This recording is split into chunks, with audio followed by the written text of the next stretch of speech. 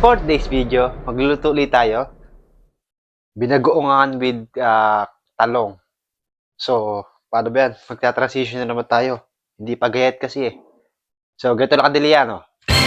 So, ito na po. Tapos na nating hiwain for so many years. Charan!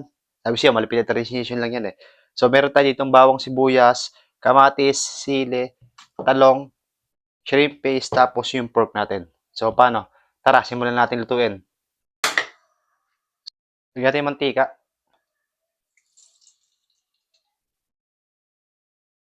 Yan.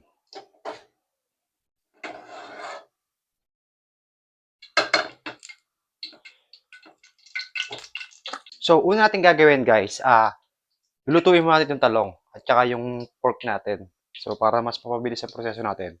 So, salang muna natin.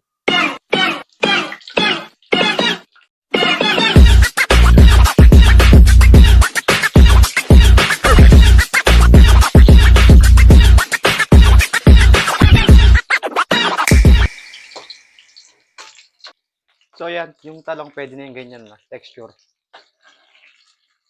Ngayon na natin. So, natin yung pork, lutuin muna natin saglit.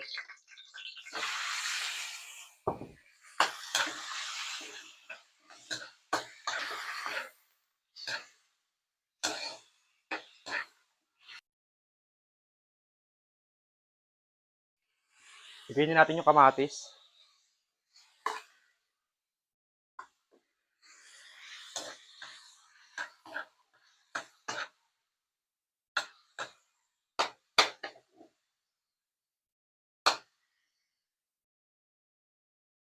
Bawang sibuyas.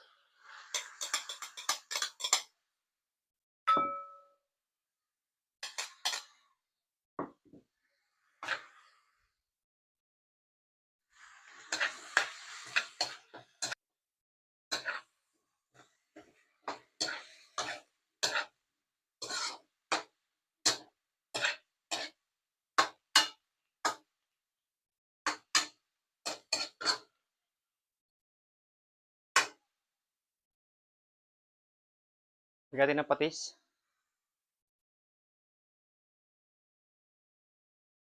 Paminta.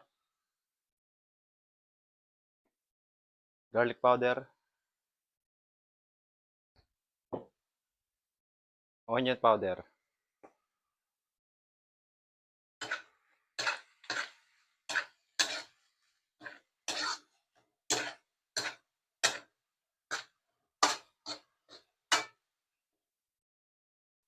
Lagyan natin yung shrimp paste.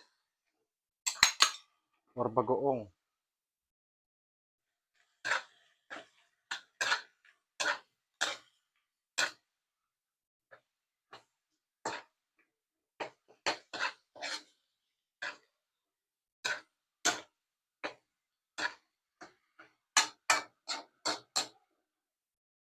Natin ng tubig.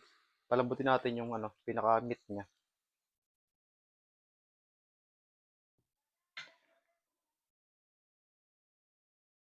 Takpan muna natin.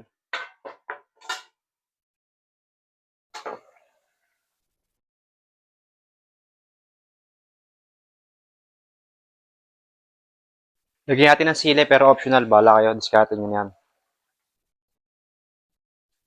Lagyan natin ng bechin.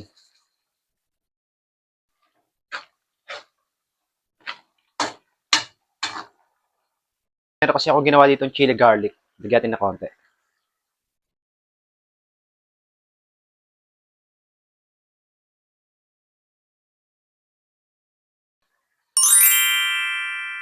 Lagyan natin asukal.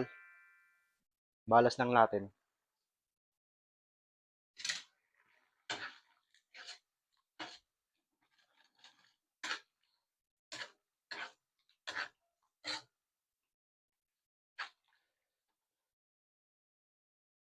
Takpan lang natin saglit.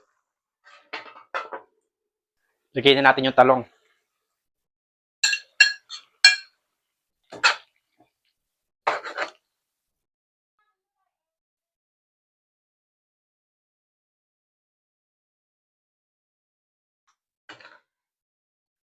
Check na natin yung ginawa natin.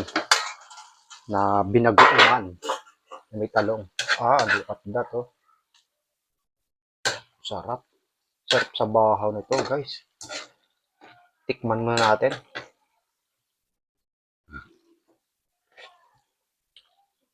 Yung balance niya, tol. Sarap. Ayos na to. Kain na na, guys.